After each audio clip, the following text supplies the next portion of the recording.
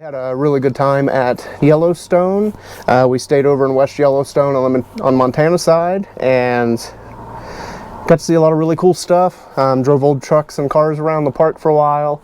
We got to see Old Faithful, painted pots, lots of geysers, some really cool stuff, and just driving around through how amazing Yellowstone is. So what I'm going to do in this video, I'm going to show you a few, just a little bit, a few minutes of some of the cool stuff we got into with driving around, getting into adventures, breaking down in the park, just our experience for the handful of days we were here at Yellowstone.